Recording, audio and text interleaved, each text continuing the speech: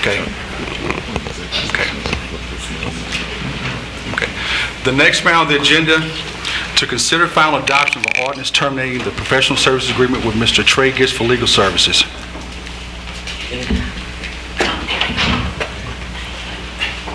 Any comments, any questions? Okay, no comments? It's been first. At this time, I'd like to transfer the chairmanship to Mr. Silver. It's been moved. I will second it. You want to comment? You want to comment? I sure would. Okay, go ahead. I didn't vote for it, but you're talking reference to number one? Yes. What is this for? Yeah, just in regards to the voting on the second. I have time. Would you like to say something? No. If it's been, no. I second the motion. But if you want discussion, go ahead with discussion. Before there's anything done on it, I just state that I would respectfully ask that you reconsider the motion, or the consequences of the motion, in view of the fact that I think Mr. Gist has demonstrated ability to not only take care of the council meetings, council knowledge, city problems, not for 1 year, but for many, many years. I hate to say it, his father taught him before that, Mr. Friedman before that, and I think his character is beyond reproach. I just think it's most inappropriate, as evidenced by the note that we see from the charter today. So for that reason, I just don't see the reason for it. With that in mind, I have comments of not only the election, but vote for it.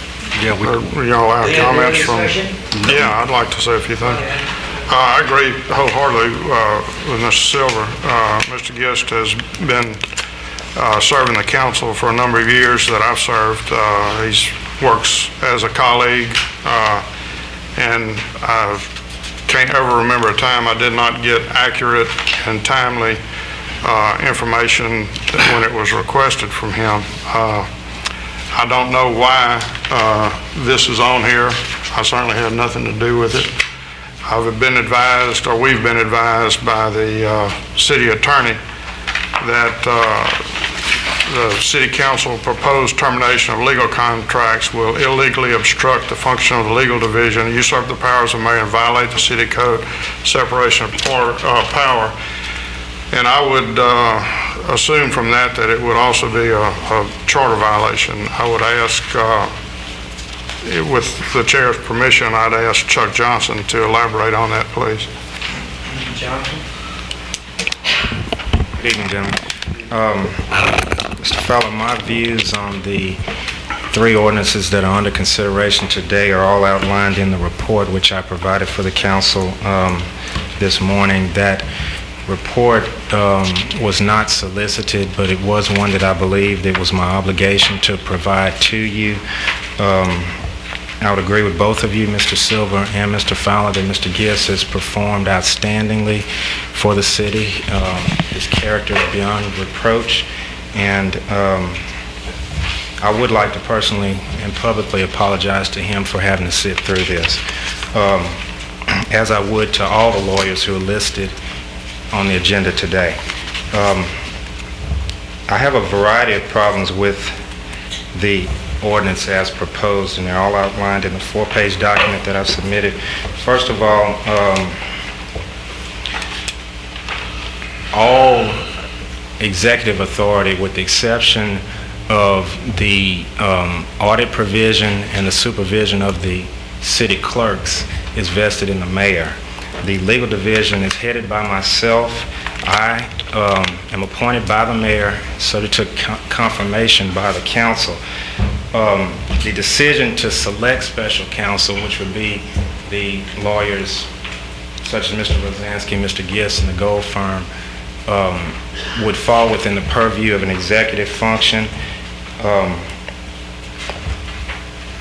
Those contracts and the supervision and direction of those attorneys are no different than city employees. The decision to use them, the decision to designate what case assignments those lawyers handle or executive functions. Those powers are delegated to me through the mayor.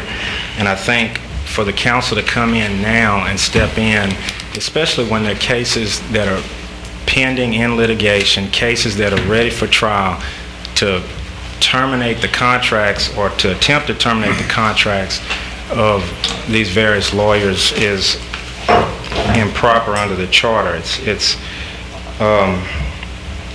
a function that's solely designated to the executive branch. And I think to do so would make it virtually impossible for me to operate my division. If the council could come in during the middle of a case, and I'll use the CLECO litigation for example, and say, okay, we're going to terminate the contract of this particular lawyer. Well, that's going to require that I hire some other additional lawyer who would be under contract to handle the case. That person would then have to get up to speed on the case, research, discovery, and everything else, and the taxpayers would be double billed for it. Lastly, and I want to point this out to all of you because I think it's important. As to the Gold Firm contract, there is presently some litigation involving the mayor. It's been going on now for about 2 years. The council members who are involved in that litigation have a pecuniary interest in the outcome of it. And what I mean by that is if Harry Randolph finds that public funds cannot be used to pay Jock Scott, then those members will be personally liable for that debt. So to attempt to terminate the contract of the lawyer who's defending the mayor in his official capacity in a suit by 4 individuals is going to expose those council members to a potential ethics violation. And I would urge you to seriously consider how you wish to vote on that matter. I'll take any questions you have, Mr. Silver, or any other member. No question.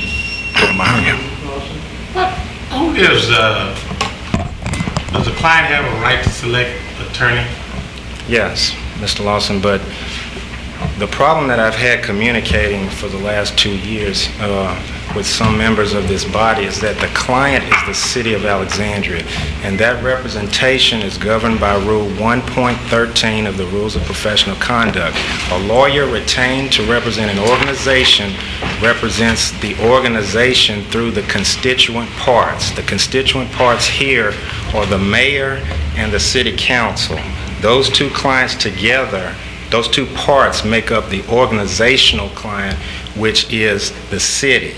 In the case that you and I have discussed numerous times over the last 3 or 4 months, the Gold Firm represents the mayor in his official capacity. He was sued by 4 individuals, private individuals. But to illustrate my point, he represents the organization against 4 individuals. There's no conflict of interest because his client is the city of Alexandria. Any firm which would be under contract would be in the same position. Who authorizes anyone to enter into a contract? Can you do that? The mayor proposes the contract. The council has the authority to accept or reject the contract. We give authorization. Is that what you just said? These contracts are already ratified. But Mr. who gave the Lawson. authorization?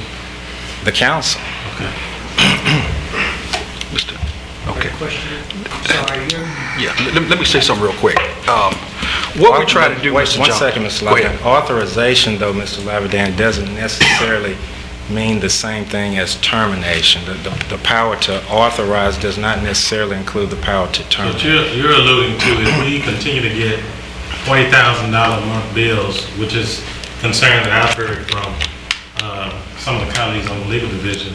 We continue to get $1.3 million bills, and we continue to get $9,000 bills for following people over a matter of a couple of weeks.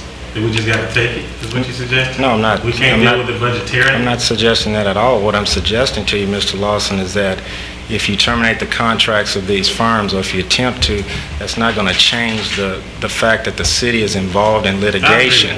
The Clico case has two ancillary cases, a class action and an intervention, which have to be defended. So that if you terminate the contract of a lawyer, you still have to have someone else to provide that service to the city. I can't be in 10 courts at one time or taking 10 different depositions at the same time, so there's a need for these special counsel contracts. Okay, let me say something. What we're trying to do, Mr. Johnson, as chair of the legal, our legal fields are horrific. They're too much. Mr. Gist makes more than you a month. That's ridiculous. I'm a salaried employee, Mr. But Laverdan. I Mr. understand Gist that, Chuck. works by the hour, and Mr. Johnson. every assignment that he has obtained has been one which I gave him. Mr. Johnson, we've tried cases. We've dealt in the courtroom. You're seasoned. You're a great trial lawyer. But I can't see why we're spending so much per money on one attorney. It's killing our budget. Every time we go somewhere, people are talking about drainage. They're talking about crime, more police on the street. This charter create a legal department. The framers intended for us to do things in-house. We just can't keep bidding legal fees out. We can't afford to pay the market price for legal fees. We have to bring it in-house. We have about 10 or 15 attorneys who are on our budget, but they're beating our budget up. Every month we spent 1.3 in legal fees last year. We can't keep doing that. The citizens are asking us to monitor their money wisely. We can't keep throwing money out like that. When I see the legal fees, which I have here, I want to pass out because it's excessive. We want to put people in your office that we can put them on a base salary, and we can't afford to buy legal fees on the open market. It's killing our budget. I would love to hire 2 or 3 people under your staff where we can control their salaries. We just can't have those enormous fees. I know Mr. Gist, I know Rosansky, those are good friends of mine, but we have to make some cuts. If we're telling the people, the citizens, to make cuts, we're dealing with utilities, we're dealing with the $4 we're seeing, we also have to make cuts in legal. Legal is no special budget we can't touch. We don't want to touch police and fire. We don't want to touch public works. But we have to touch some areas. Legal is the area we can touch and will not affect the services. That's why it's important. Could I respond? Okay. Could I respond to that, please, Mr.? Well, I was waiting for him to say something first, because you might be able to respond to 2 people, because one thing is getting other counsel, another thing we hear is the tremendous amount of legal fees which can be and maybe should be reviewed and contained going forward. That has nothing to do with determination. That's a remedy. Mr. Chairman, you may want to hear from Osman answer the program. I'm waiting to hear from you, because he may be answering both No, questions. I'm just asking. I have another question. Mr. Laverdan, Did you want to ask any questions? No, I'm cool. I'm fine. All right.